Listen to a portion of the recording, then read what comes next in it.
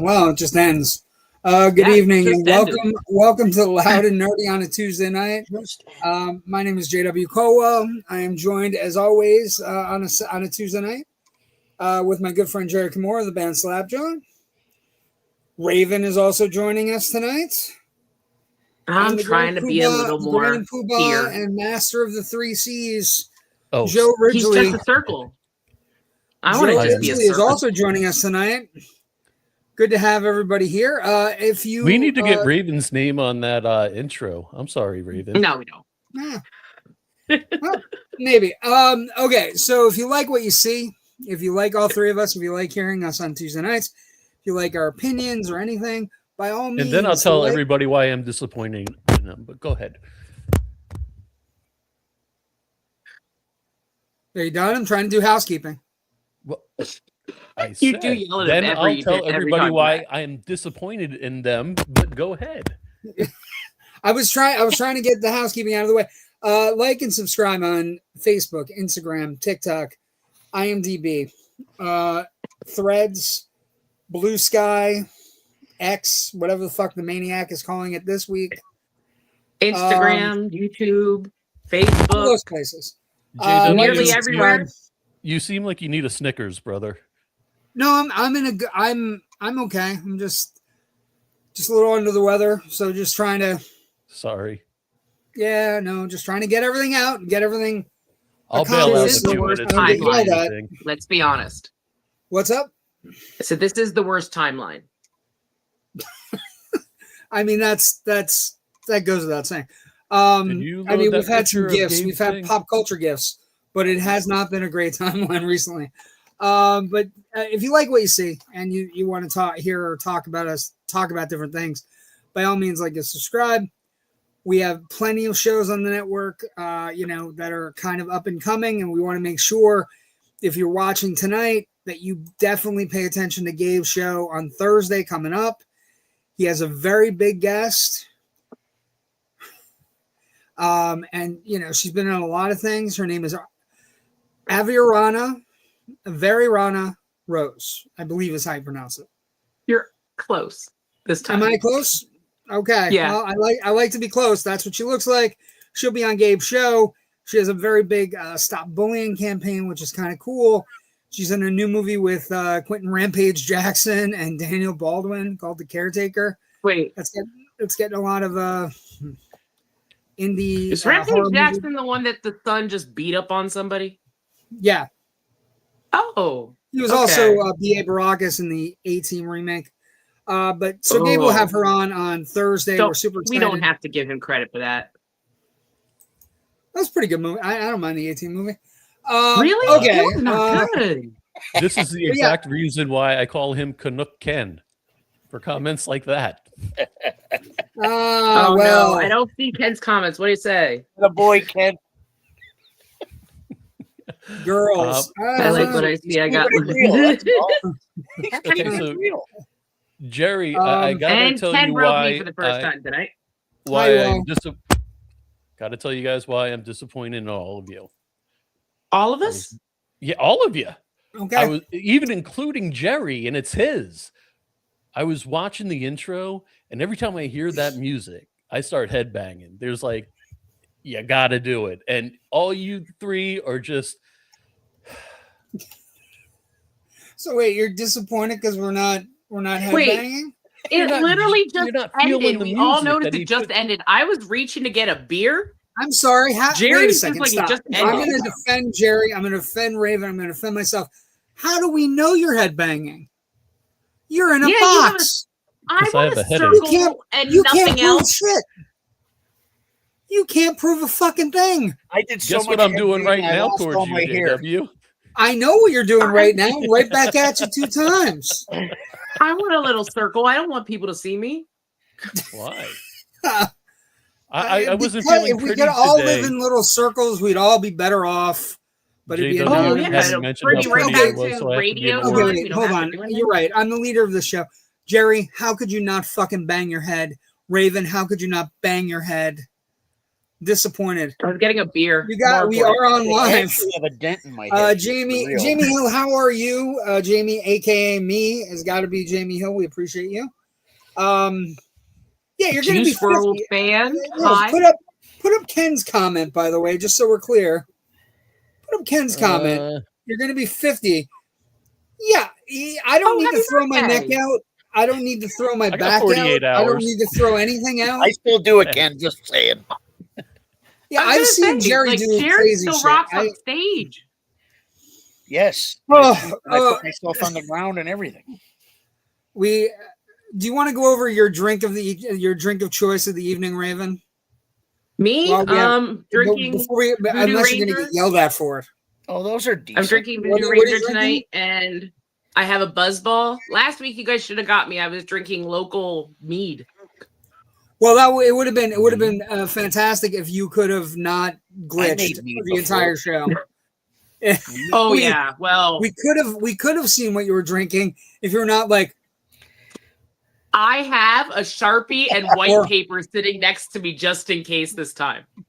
Okay, Juice, you're a rapper. We're happy. We would love to hear from you, and if you want to come on the show, we'll have you on the show. Awesome. Unable to watch on Facebook. I don't know why.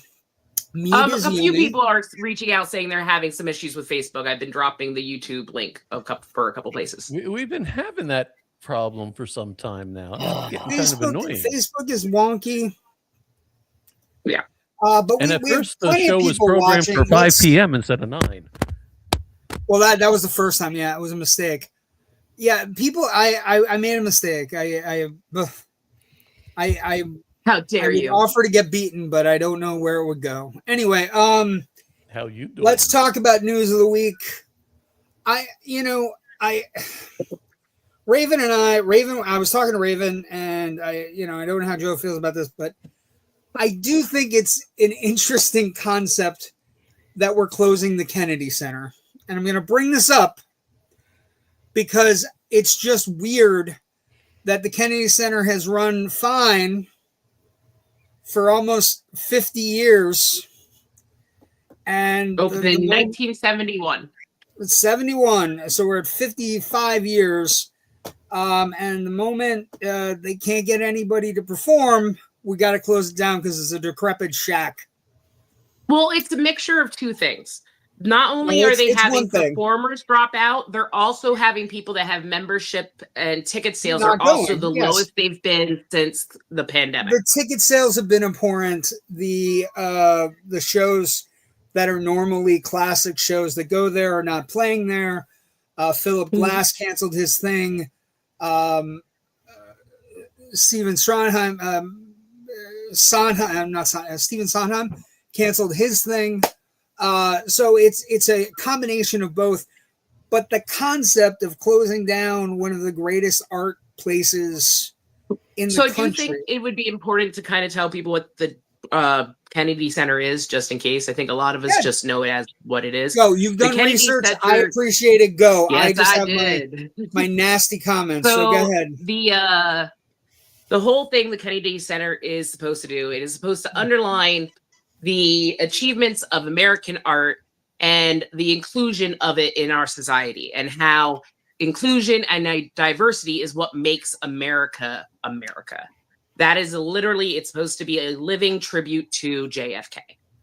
So you have a wide range of different performances, but these performances have been deemed woke, if you can define woke.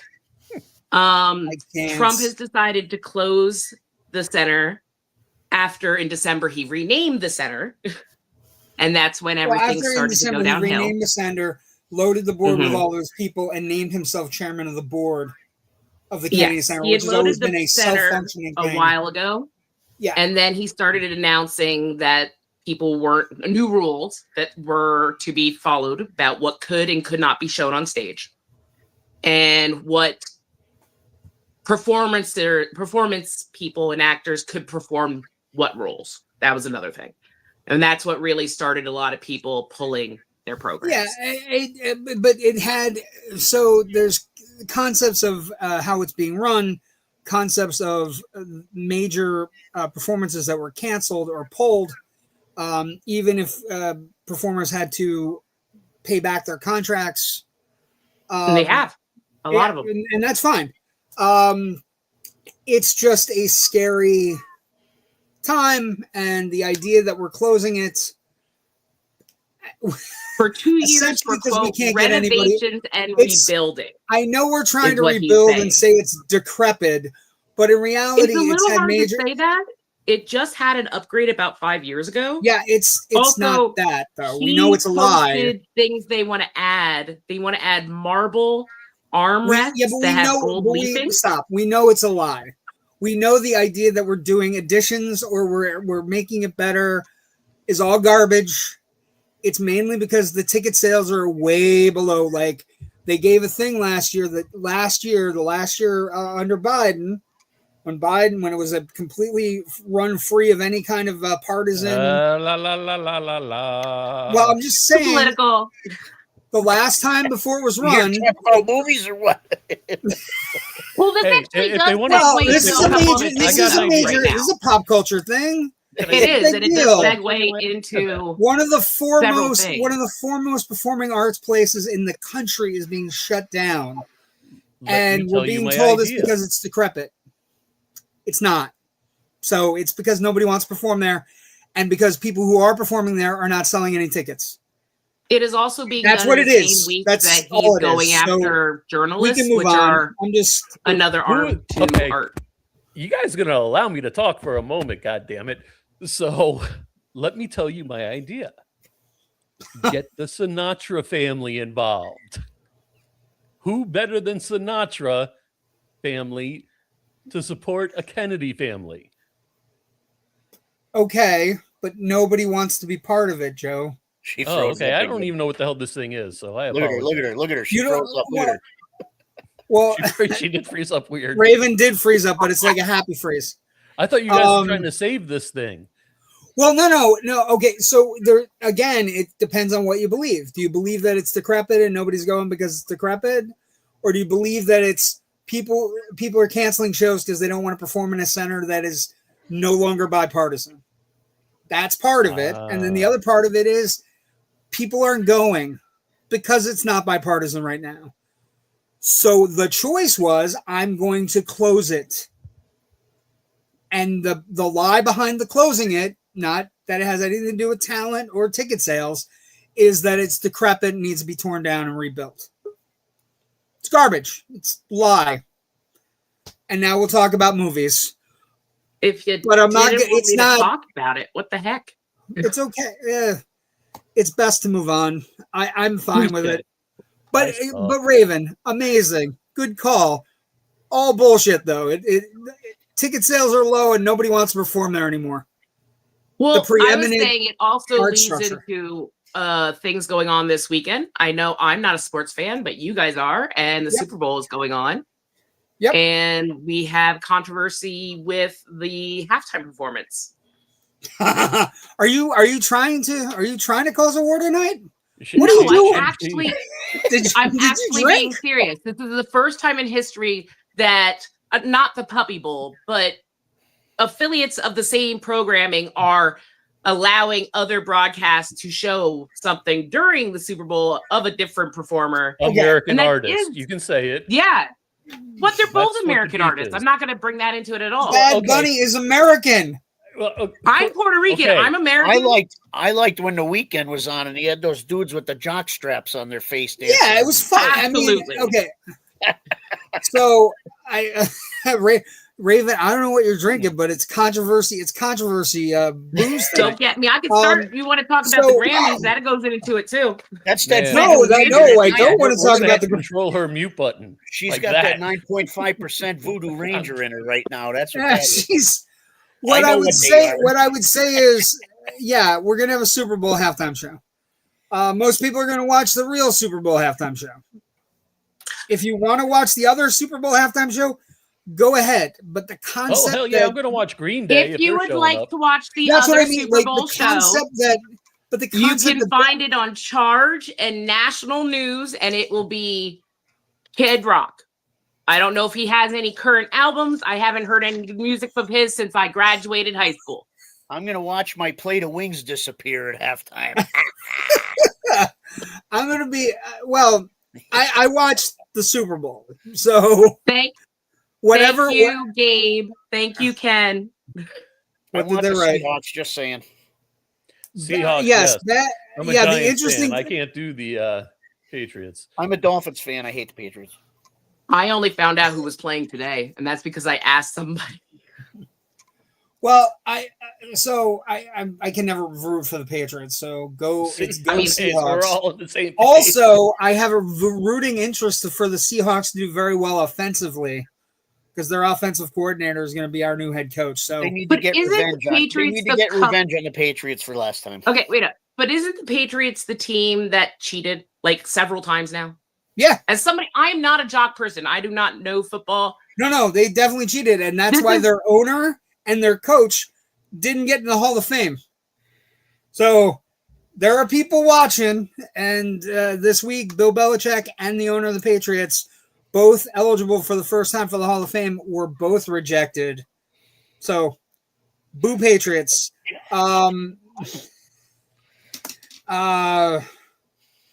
With the other, finishing up, I'm going to watch the real Super Bowl. I'm going to watch the real Super Bowl halftime show because I can guarantee the other halftime show is not going to have any movie trailers on it. So guess what? It's very easy for me. It's it's very easy to watch them on YouTube afterwards. Sure, but it's also very I'm not going to go out of my way to watch something that's not associated with the Super Bowl. I watch the Super Bowl. It's what we do. You can try to do this other, it's just the kid's an American. Puerto Rico's part of America. We should fucking. I'm going to watch Green Day and then I'm going to watch Bad Bunny. It's not a matter of them. Wait a minute. It's not a matter of him being American or not. It's from what I understand. It's about him singing in Spanish.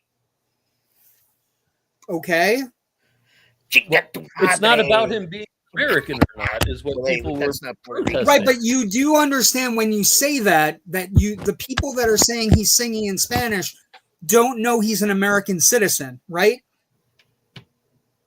I understand. You understand that. I'm asking seriously. But most of the people that are saying what I read, people are upset that it's going to be the song's going to be sung in Spanish.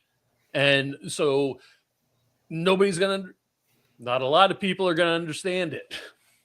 I've heard from numerous sources that they're going to have a translator on the bottom of the screen. Oh yeah, he's really cool on having those deaf translators that really get into it. Have you ever seen a comic do that stuff? That's not what I'm talking about. But what I understand that on the Super Bowl. I don't know. What was that? Christina Aguilera. Did she sing a Spanish song in the Super Bowl? Yes, she did. Oh, okay. Also, who else? Well, there are other people who have sung foreign songs too. So it's. I mean, the man's got about 21 Grammys under his belt, including this year's best. Joe, as somebody who lives in Florida and is somebody that, dude, I used to work in Miami. But I'm just saying he's very popular. He's probably the most popular recording artist on the planet right now. And the NFL, the reason they brought him in, they didn't bring him in to cause trouble. They brought him in because they're trying to get games in South America and Brazil and all these places next year. They're trying to gateway to get in. He's a gateway to a whole generation of new fans. And the thing is, would I like to see an older performer? Sure, but who's in reality? Who would you have do it right now? What older performer would you have do it right now? Certainly not Kid Rock. right? Richard I Marx. mean, the one that's interesting that nobody wants to have is Weird Al Yankovic, because he would have a ton of songs that are all singable. It would be amazing. But you know what? We're never going to get that. I've never heard anybody even like think about him. That would be awesome. No, it's there. He just had that big movie on Netflix not too long ago. Do you think the reason why they can't do it is probably the rights, like music rights? Gary, you might know more about this than me. No, he has nothing but rights. All of his songs are parodies. He's the safest performer going because all of the rights that he has are. I've never even heard him not like somebody. Weird Al would be an amazing, but we can't have him. So who do you have now? I think the funny thing about the NFL adding Green Day this week is, I don't know if people realize Green Day is very anti-administration right now. They've been changing lyrics to correspond. So they're like, we'll bring Green Day in, everybody be happy. I don't know if they're going to be happy. They're going to be singing English. I don't think they're going to like it. I love Green Day. I know you love Green Day, but what I'm saying to you is the people that are bitching about the Spanish and upset about it, those people are going to say, give us somebody that's speaking English. So we get Green Day. Green Day is going to be singing shit that is not going to please them either. Well, I'm okay with that. We used to have to watch Menudo in music class, JW. We used to watch Menudo. We used to watch, yes. Speaking of Menudo, put a big love letter to Bad Bunny out today. Didn't J-Lo sing part of her set in Spanish? Yes. Green Day does rock. So I mean, we've had people sing in Spanish before. I will be curious. I think he's one of the preeminent performers on the planet right now. I think he was hired because of his global appeal. We'll see what happens. And you know what? We'll look on next Tuesday. We'll talk about the ratings and see how the American halftime show did. Something not political at all. What is everybody's favorite Muppet?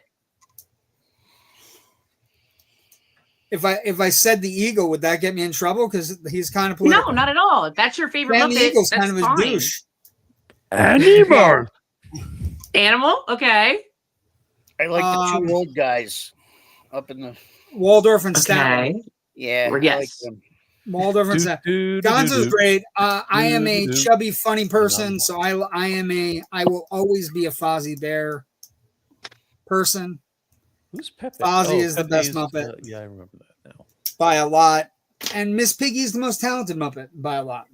That, by the way, we do have a new Muppet show premiering in about a week. That was the segue, and it's tomorrow. Tomorrow we get a new Muppet show with Sabrina Carpenter. She's already being filthy with Kermit, which I harkens back to the 70s Muppet Show. He said something about we all have a little. We have a lot of. In 2010.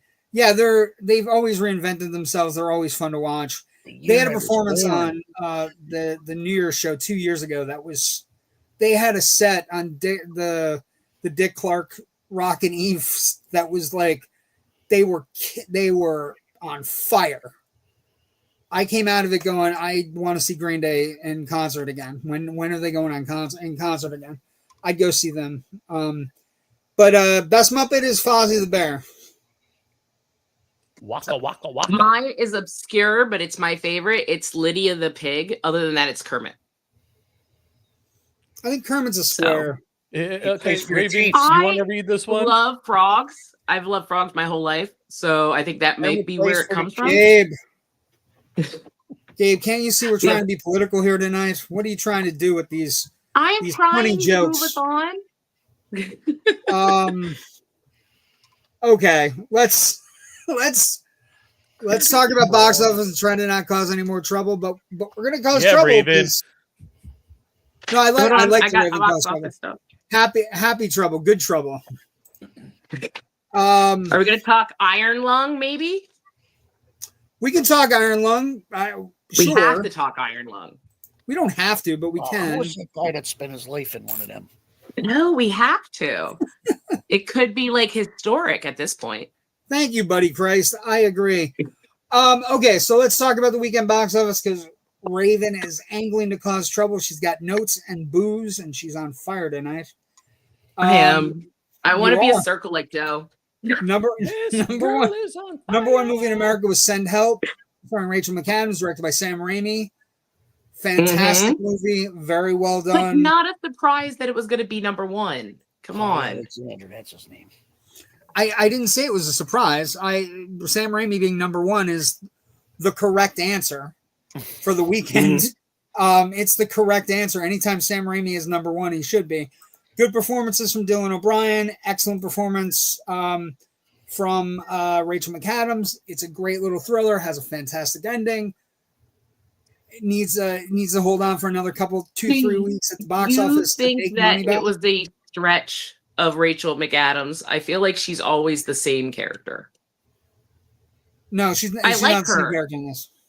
But I feel it's not even close. I just feel what I would say this movie, it's not the same character because making Rachel McAdams frumpy is hard, and she's frumpy in this.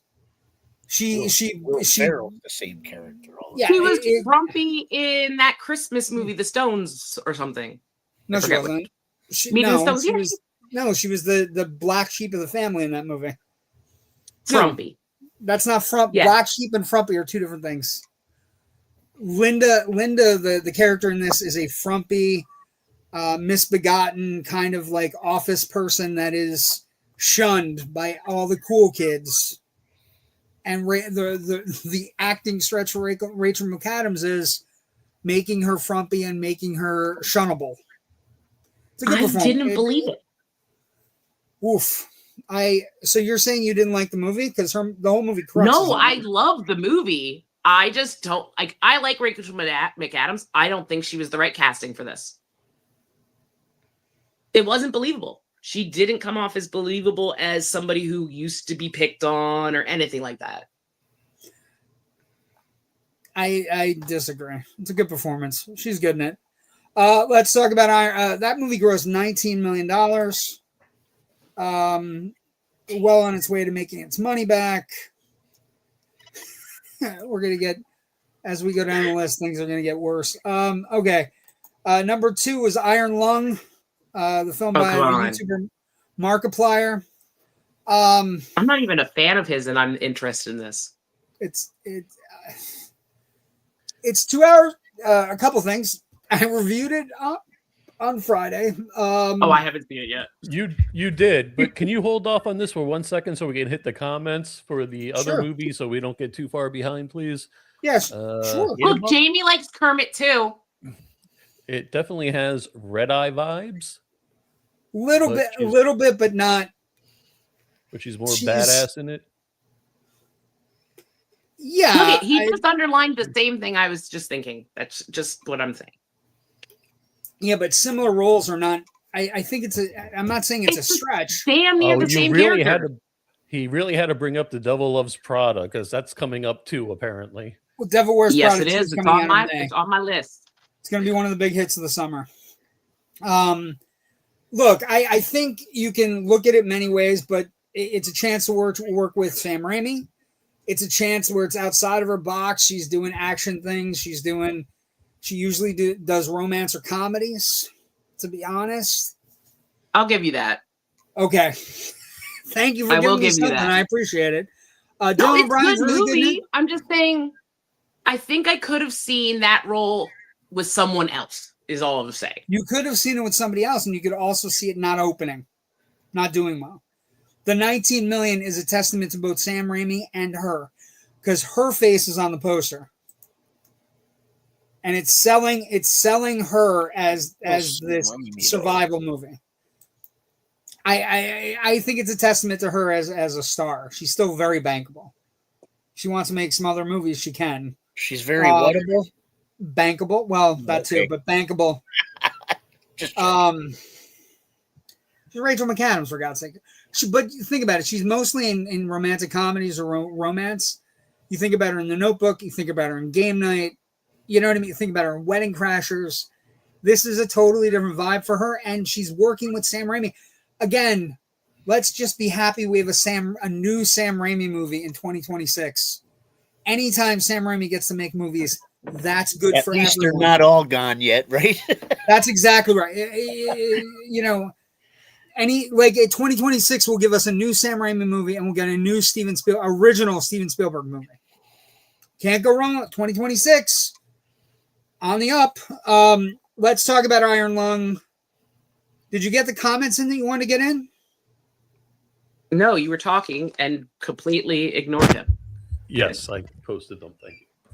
I brought them up. I didn't need to ignore him. We were Iron talking. Lung it is. Iron Lung it is. Yes, let's move on.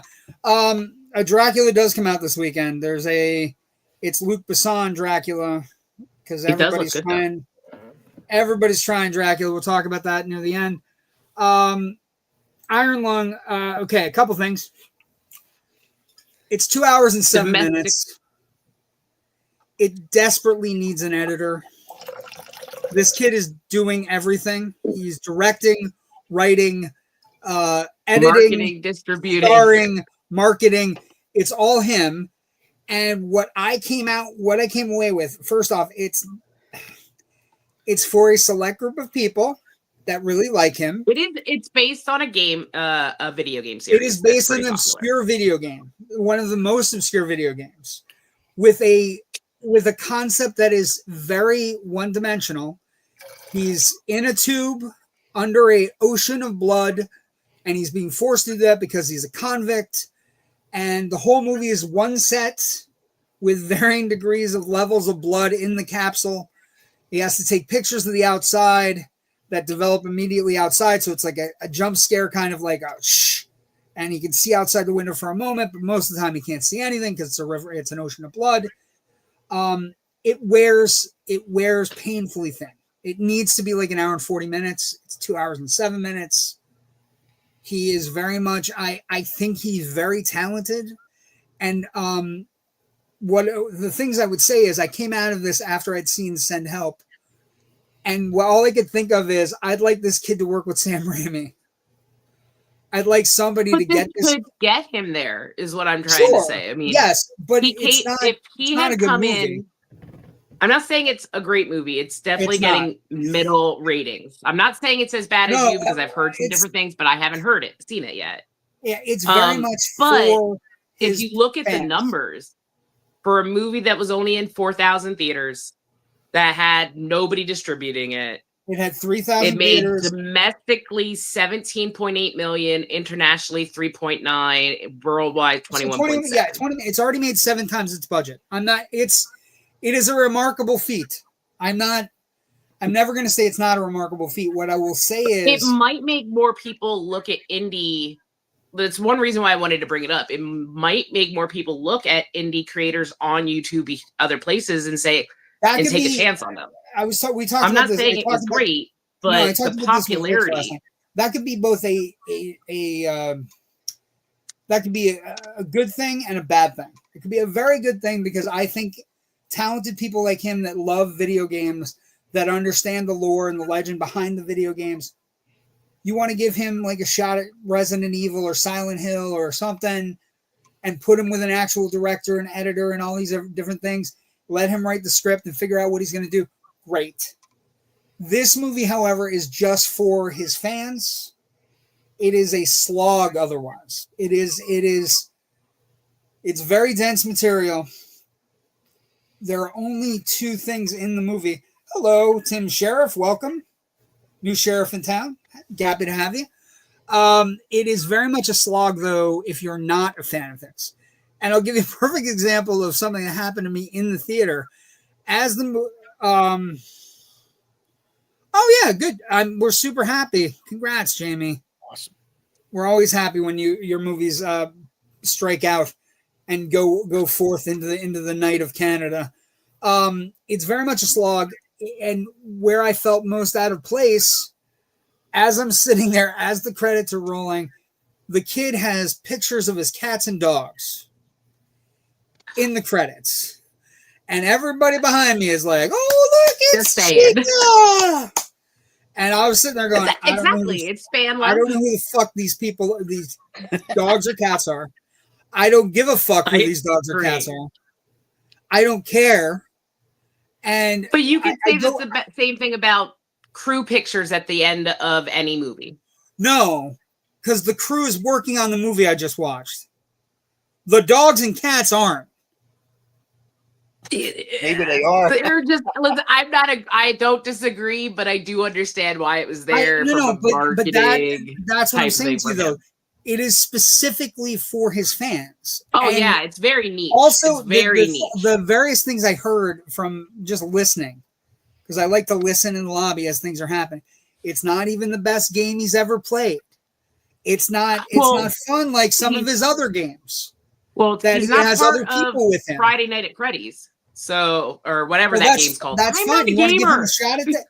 I'm okay with it. I think he's a talented kid. I just think he bit off more than he could chew. The movie's about 27 minutes too long for a horror movie.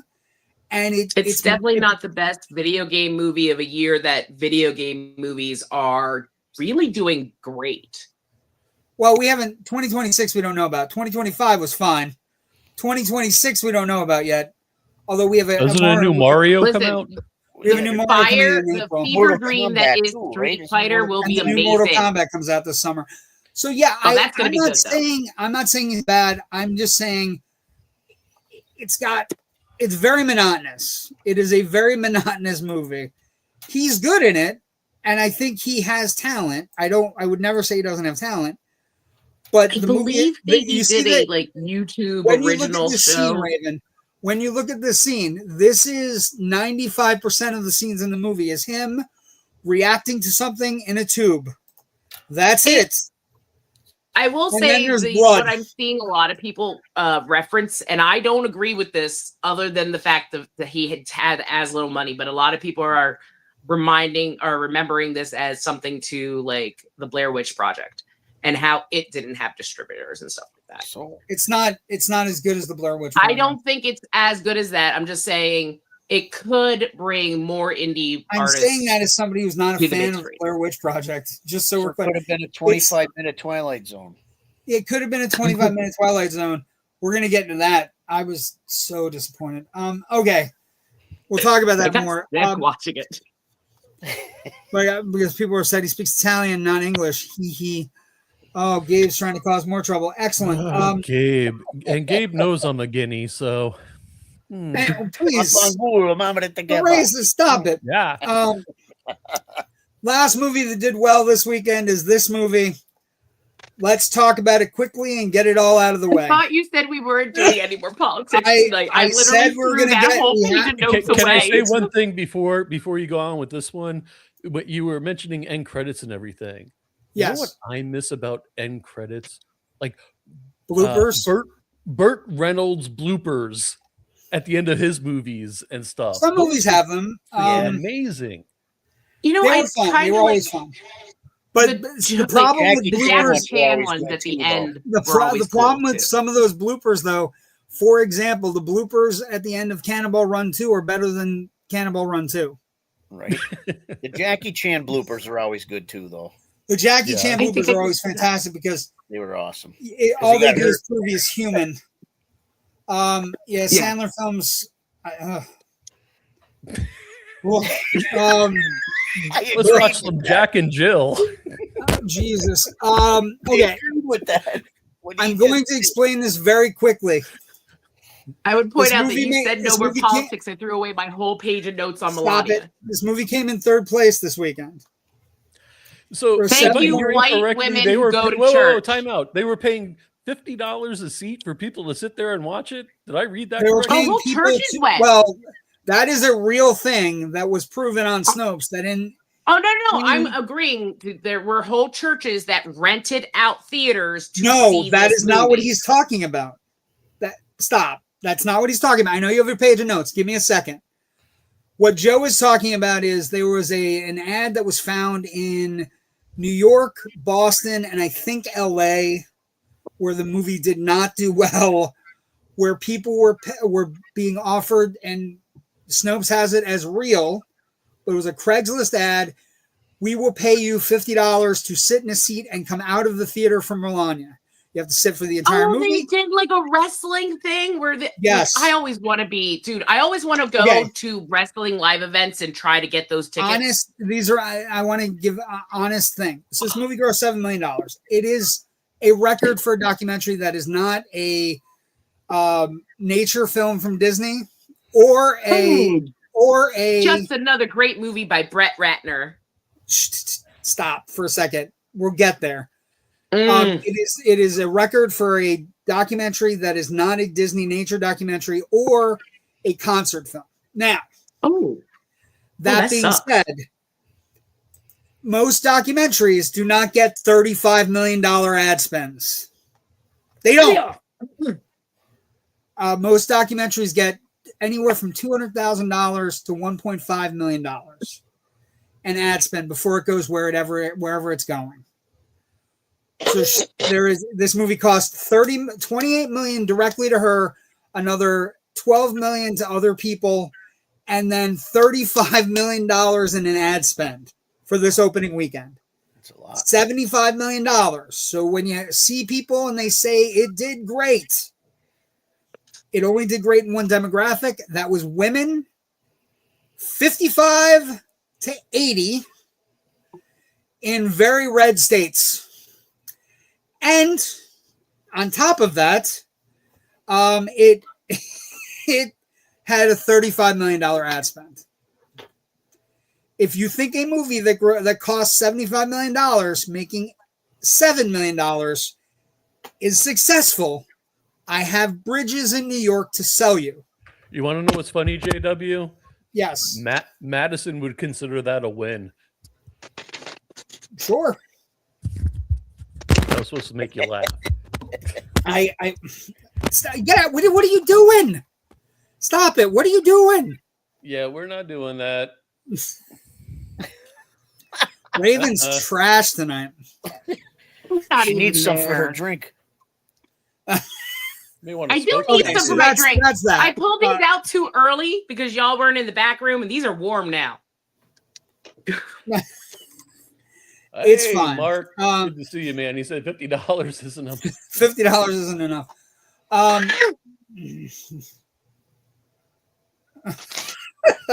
Maybe, Don. Maybe. He was at the Grammys though, so there were a lot of people. The last thing I want to talk about movie-wise, this released on Prime this week, has to be discussed. I know Joe watched it after I told him to watch it. Everybody should watch it. It was funny. It was. Everybody should watch it. It's fantastic. It's fun. It's well done. It's a throwback to 80s action movies. Am I saying it's Lethal Weapon? Mark Lender is agreeing with you. I agree with you too. I just want to explain everything. But Wrecking Crew, I think everybody should see. They have really good chemistry. Is it as good as 48 Hours or Lethal Weapon? No, but nothing is. So true. We should just be happy. It's a good get a beer, sit back, watch it, forget the world. It's great. Yeah, it's a really good buddy cop movie. It's really funny. Momoa is great. Momoa has a great rapport with the young girl who's also in Lilo and Stitch. She's in this as well. And they work as stepbrothers, though. They really do work as stepbrothers. They should be making a ton of movies together. They should become the buddy action duo. And I was surprised at the end. No spoilers, but do you think this means Batista shows up in Fast Furious 28 or whatever the hell the next one is? I don't want him to. I don't want him to. I want them to do other things. I do believe he actually announced the next movie. That was yes. There's a Fast and Furious movie coming out in 2027. I am focused on 2026. We all need family. And what I would say is I don't want Momoa and Batista to ruin the good rapport they have in this movie with going to a Fast and Furious movie where it might get spread thin. I wouldn't mind if they made a sequel to this. I would move along to Momoa as Lobo. Momoa's Lobo is going to be great. It's a better role for him than definitely. No pictures of that. I don't have a picture. They did drop a picture. Hold on. I do believe they did drop a picture. Too. I don't have a picture because I just want to talk about the writing. I don't want to put any pressure on him. I don't want to make it all about Lobo. But here's the thing. I do think he looks really good, and Lobo is one that I thought was going to be hard to pull off. No, for him. The look. No, I'm just saying the look in general. Like they didn't tone it down. That's what I thought was nice. I think the idea that that anybody's gonna have trouble with, I think it's a really crazy thing that, you know, we're gonna have any trouble with any more of DC. I think DC is gonna be on the upswing going forward. I think Supergirl's gonna be a big hit. I think Superman Man of Tomorrow is gonna be a big hit. I think Lanterns, when it comes out in March or April, is gonna be a big hit. I think and Jason Momoa holds one of the best Super Bowl commercials ever, the one where he takes his muscles off or his arms off. Yeah, he takes his whole body off and just puts the suit to the side, and that just was a bald awesome. guy. Yeah. We should talk a little bit about something I didn't think about bringing up, but Wonder Man on Disney Plus has to be watched as well. Yes. It is so good. I don't think you should make a sequel called Wrecking Crews. I want him to become a detective in Hawaii. Do you think he's a mutant? What's up, geezers, man? Wow, that hurts. Geezers. I mean, they're not wrong, right? I mean, okay, did anybody else watch Wonder Man? Yeah, did anybody? Well, I don't know if anybody watched Wonder Man, but they should. And it's one of the what best. What the hell happened to Josh Gad?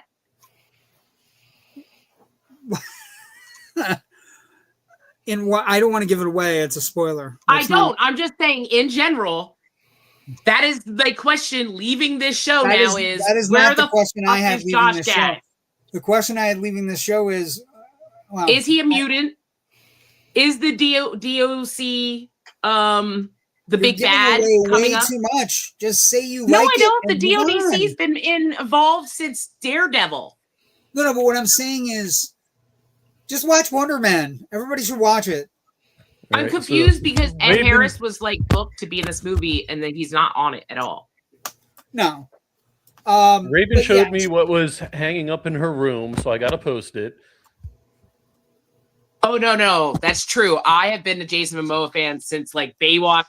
Yeah, but you don't want other things that are hanging up in her room. She probably has the goddamn Nosferatu thing in her room too. That's not good. I wish I did. Someone want to buy it for me? Yes. What's up, Jerry? Jerry, with the question. I think we should mention something about Catherine O'Hara. Oh yeah, well, definitely. that is great. I was getting to that. We're all over the place tonight. You need to organize this better. He needs to make notes. I didn't know. No, I had it. I was. She also died of a rare condition. She was very sick. So she died of dextrocardia, which is a rare condition that only 1 in 10,000 people have. It is congenital. She's had it forever, but only found out that when she was an adult. Yeah. It means that your heart's on the wrong side. She missed the Golden Globes because of it, and then she got rushed to the hospital. But what the interesting thing about Catherine O'Hara is, Jerry, I was going to ask you, when do you remember first seeing her? Because I think you're in the same boat that Rich and I were. We were talking about it last night. When do you first remember seeing her? Because most people remember Home Alone, or most people, or Beetlejuice, right? Or Beetlejuice. For me, it's Beetlejuice. Gabe, that's not what she's talking about. She's talking about specifically about a Wonder Man point. But where do you remember first seeing her? Because I first remember seeing her when SCTV started showing here in the States. You know, and she was with John Candy. When exactly was that?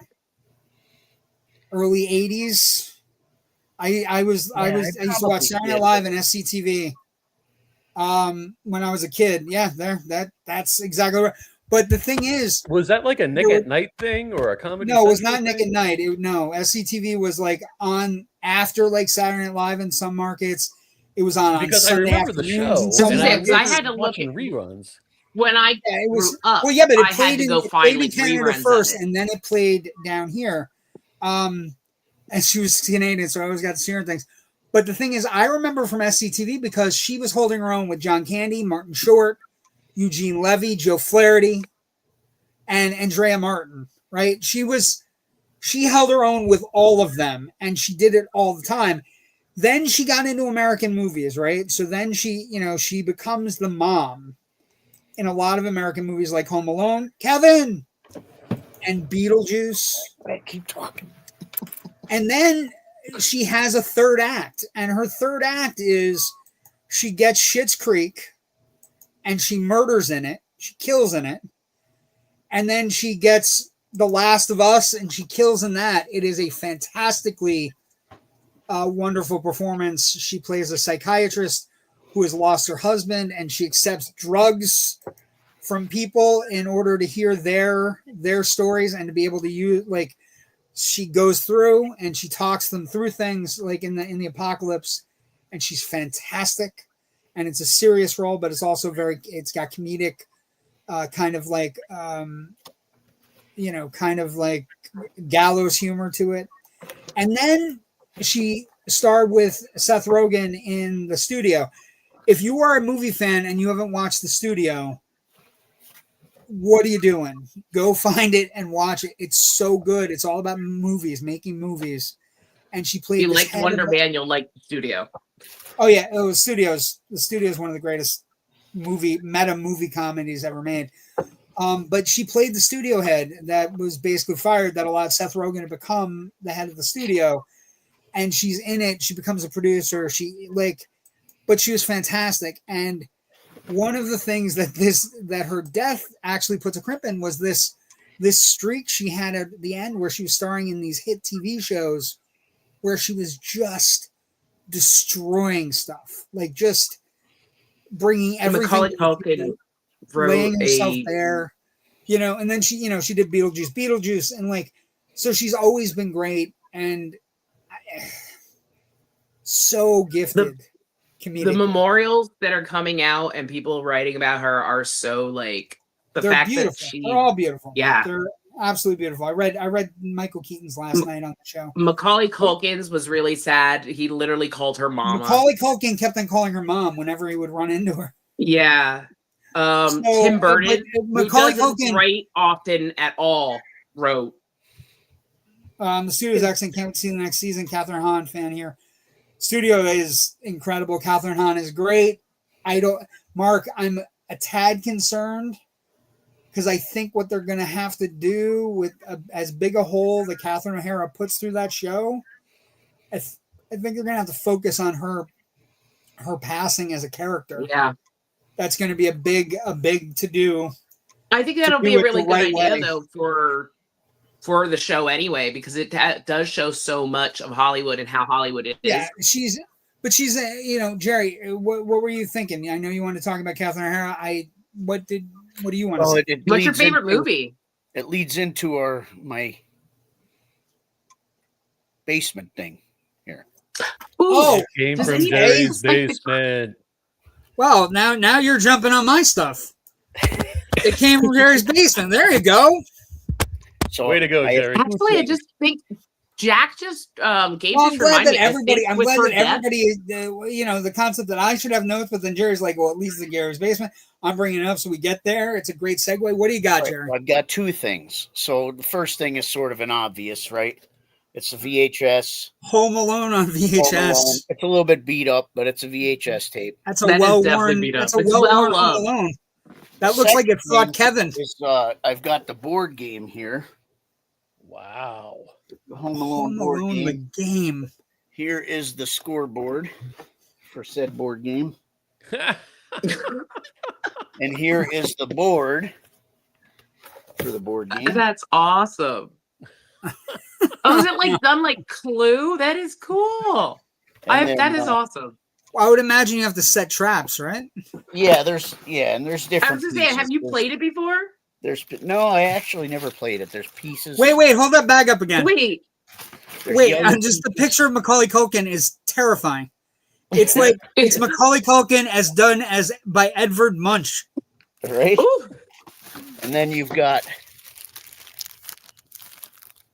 Marv. These kind of pieces, and here's the Joe Pesci one. Marv got in trouble recently. Does it have the weird old man with the shovel? I don't think so. He scared the crap out of me as a kid. And then you've got your spinner here. Oh wow! Okay. Never actually played it, but I have it. That is so cool looking. Does it like build out like mouse time? How much of the stuff you have in your basement have you actually played? You wouldn't have bought that if you saw that at like a yard sale. Come on, JW. I have a lot of these. Some of them I did. Like I have the Gremlins one. I played the Gremlins one.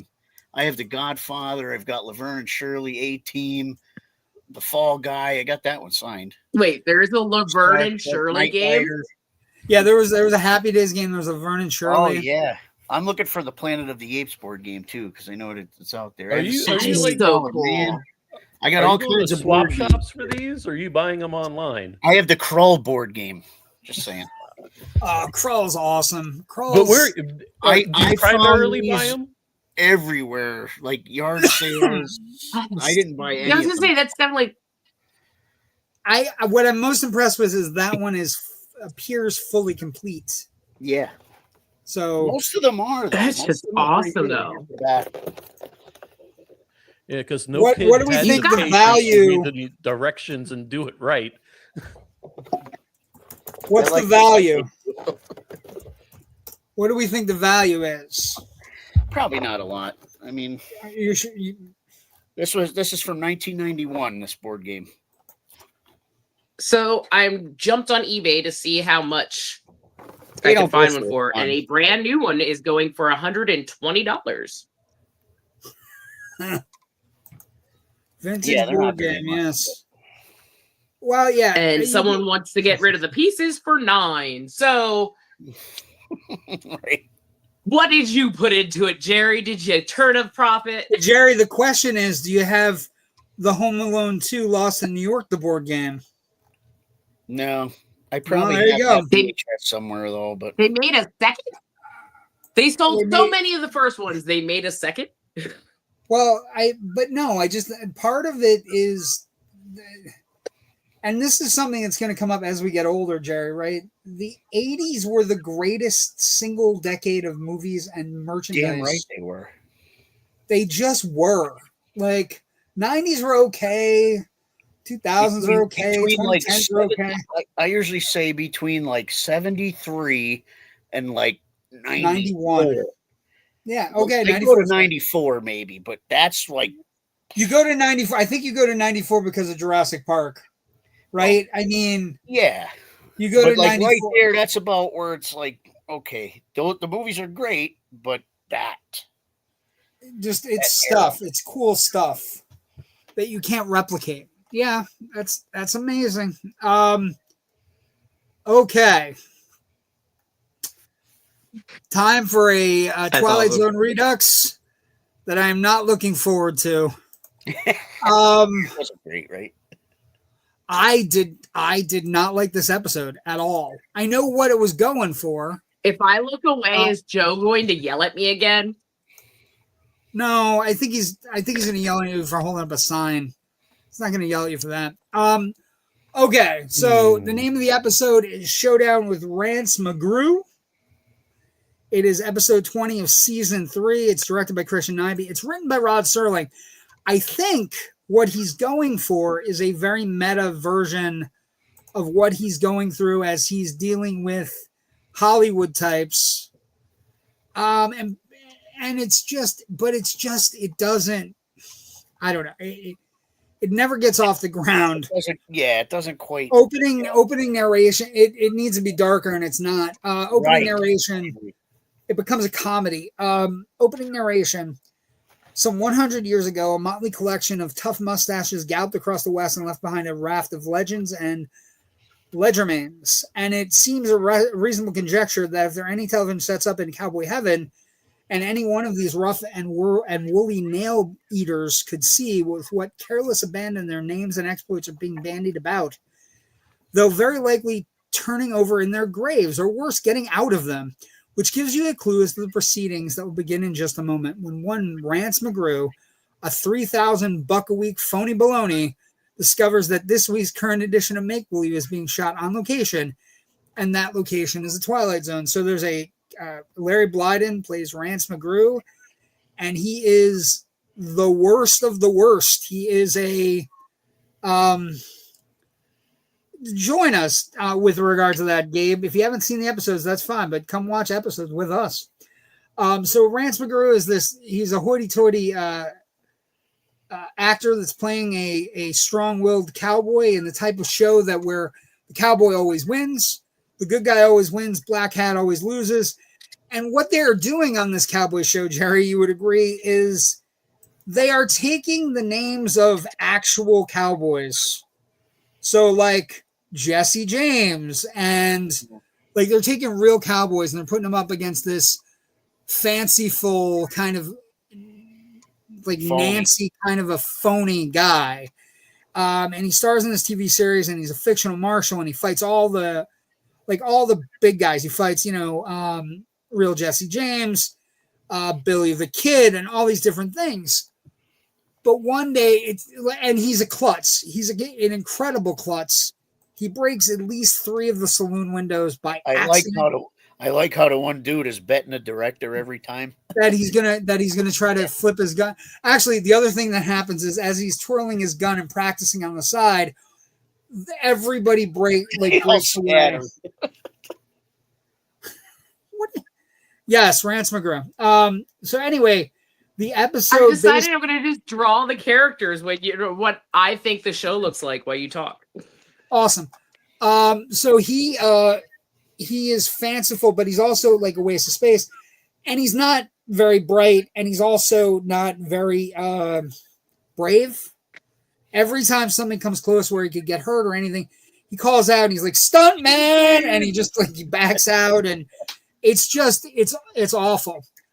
And then one day it snaps, everything just breaks, and he's in the Old West, and in through the door comes a behemoth of a man who declares, "I am the real Jesse James. I am from beyond the grave. And all of me and all of my friends have been watching you make fun of us on our deathbeds. And today you're going to learn a valuable lesson, and we're going to have an actual shootout, and we're going to go through the paces because you've made fun." And he's a coward, so he runs away and he runs down the street. He doesn't even know how to drink real whiskey. Like his whiskey bottle is filled with like ginger ale. And then, so Jesse James basically threatens him. And then as Jesse is going to kill him, he's just like, "You're not even worth it. Like, I don't even know if the guys think you're worth it. And you're not worth it." But we're going to be watching. And then it clicks. It clicks back, and he's back filming. And the thing he's given is, "We're going to be watching. You need to make it more respectable for our legacies and our legends. You need to lose a couple times. You need to lose." And he disappears. And when Rance McGrew appears back on the set, he sort of gives the director like an idea, like, "I don't think maybe I should win this one," or something. And he's like, "What do you mean? Talk to your agent. Your agent said he had a specific script that he wanted you to do." And as Rance goes out, Jesse James has been reincarnated as his agent. And he's in a golf cap and he's like all dressed up. And he basically says, "So here's what's going to happen in this week's episode. You're going to lose to the guy playing me. And he's going to throw you through that plate glass window and you're going to do the stunt. And that's the beginning of your journey."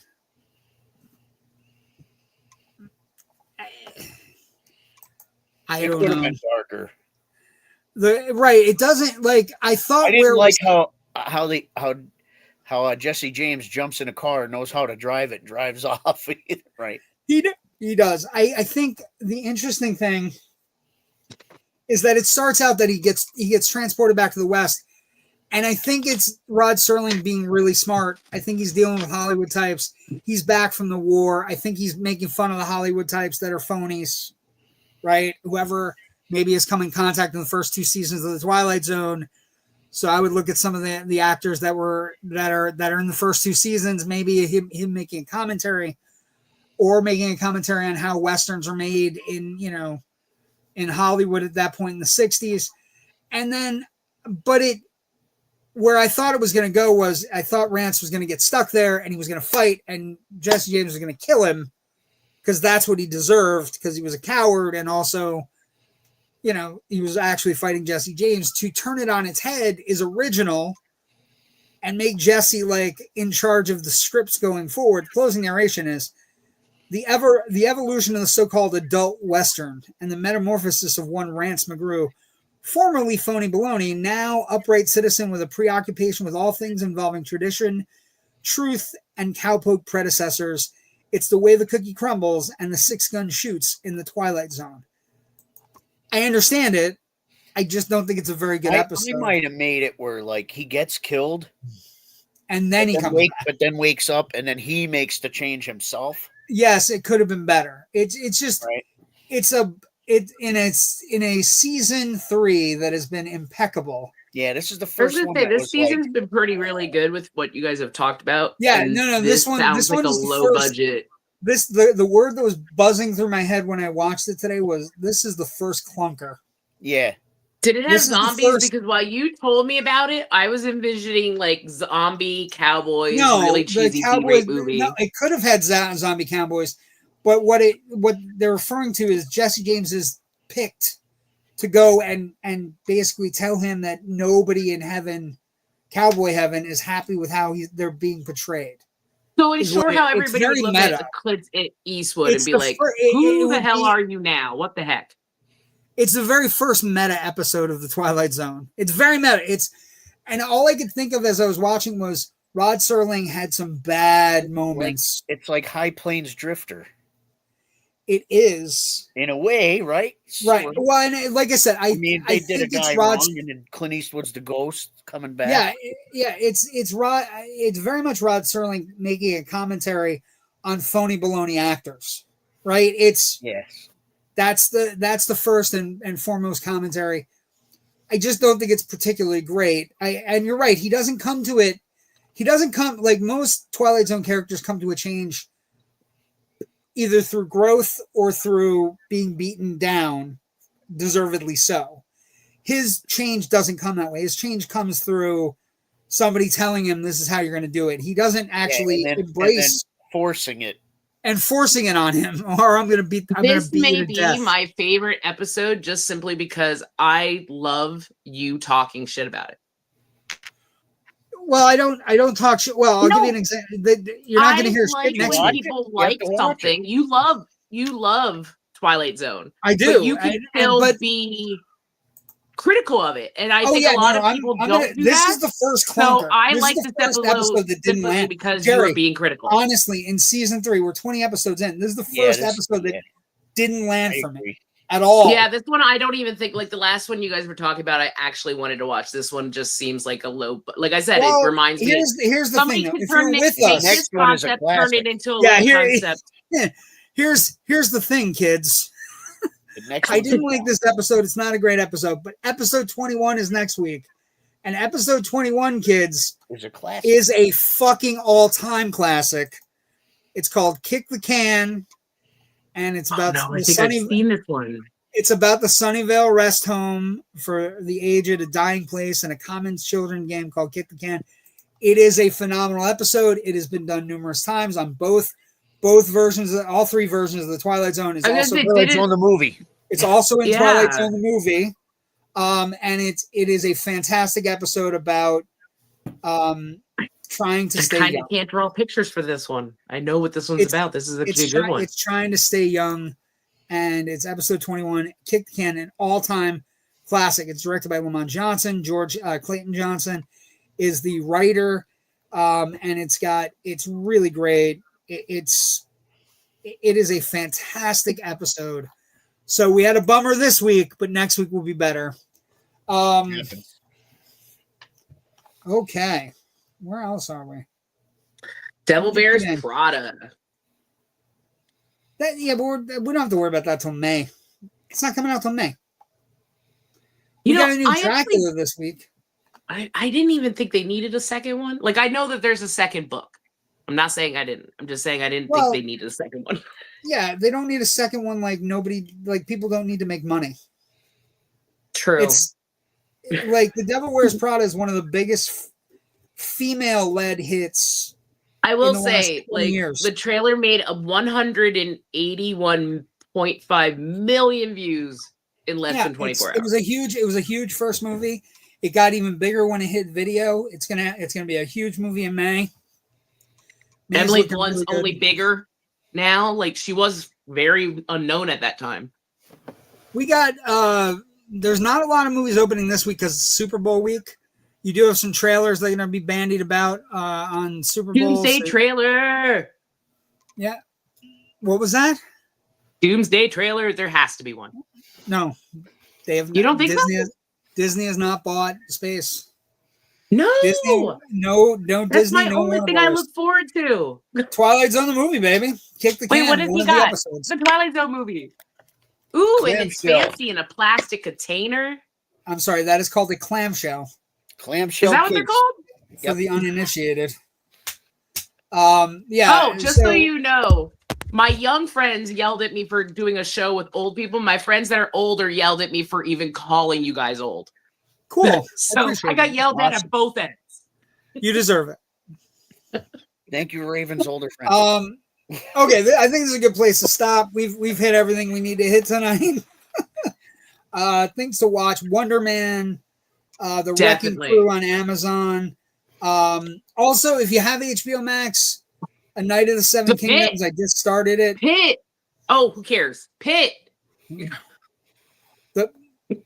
Stop. The Pit. Everybody already is watching The Pit.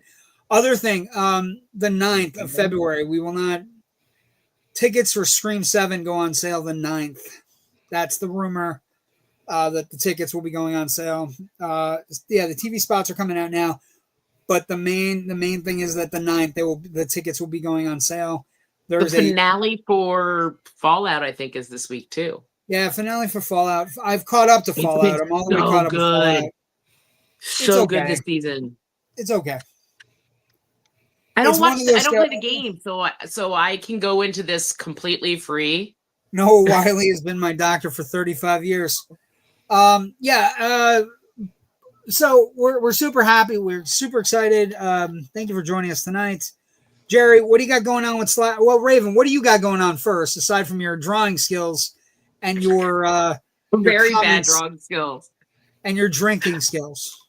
I'm gonna watch The Muppets tomorrow. I hope everybody else does. I think everybody should watch The Muppets. That's on Hulu. Definitely. No. So it's on ABC at 9:00 Eastern time, and if not, you can watch on Disney Plus the next day. Okay, so find it, watch it wherever you watch it on major cable. Jerry, what's Slapjaw got going on? We have a benefit show we're playing up at Lake Winola on February 22nd. Awesome. Other than that, just what are you benefiting? What is it benefit? It's a benefit for a friend of ours who he has diabetes, and he had a leg amputation last year, and sad, not cool for the leg Oh God, that sounded bad. Oh, he's good. Yeah, that's always difficult. That's always a difficult thing to deal with. I want to take time to say a couple things. Wish Gabe the best of luck this Thursday. Big guest. She's in a lot of cool things. Next Wednesday, buddy. It's Wednesday? I'm sorry. Wednesday, and there's a new show Thursdays now. No, but it's not every Thursday, so we can't. We'll have a slick to promote it next week when it's back on. It's every 2 weeks. Don't ever listen to the drunk girl. Well, I'm not. You're saying it out loud to an audience, so I'm just making sure. Well, definitely well wishes to your friend, and super cool that you're doing the benefit for him. Gabe, good luck on your show on Wednesday. Also, needs to be brought up. Generation movie. We just finished Rob Reiner. We did The Princess Bride last night, but we have something cool. Natasha is leaving us for a few weeks. She'll be back for Women's History Month in March, but we're going to do King Kong versus Godzilla, the 1962 original classic with guys in suits, and we will have a guest author, Tom Shabula, basically coming on, and you'll notice the forward of his book is by Dana Gould, who's been playing Dr. Zaius on television. If you're And, Dana Gould's one of the great comedians who also very much is in love. You said that you're looking for the Planet of the Apes game. I thought it was funny that that's the guy that did the forward, is the guy who plays Dr. Zaius doing TV interviews. And so we're going to have Tom on talking about the importance of King Kong versus Godzilla in 1962. And, an absolute blast to have him on. He has a new book. We want to promote it. I have a copy right here. So, you're a Godzilla guy. So is Jerry, right? Are you guys watching the Monarch show that's out? Yes. I'm a King Kong guy. I'm not a Godzilla guy. Is it good? I'm not a King Kong person. The Monarch show is interesting. It fleshes things out. It has more monsters in it. The big fellas occasionally make appearances. Yeah, Matthew Broderick ruined Godzilla for me. So, well, I don't even consider that a Godzilla movie. Not. But that's my age group. If you like our craziness and our zaniness, please find us on IMDb, TikTok, Facebook, YouTube, Threads, Blue Sky, Instagram, X, IMDb, all of them. Find us everywhere. And subscribe and come back and see us every Tuesday night. Thank you so much to Joe for helping with the comments and yelling at us for not shaking our heads. Again, I got to do it slowly. So much I lost my hair. Yeah, he literally yelled at us like he's like our dad. It was weird. Thanks, Dad. Thanks, Dad. No. Anyway, he can't be my dad. I'm older than he is. All right. So thank you for joining us tonight. Love you too, Gabe. Good luck tomorrow night. Have a great time. Everybody have a good time. New Dracula movie this week, and in a small movie that's open around the country called Whistle, which is a horror film, an independent horror film that's it's in league with Talk to Me. So something to think about. Have a great week. We'll see everybody next week. Stay safe. Bye.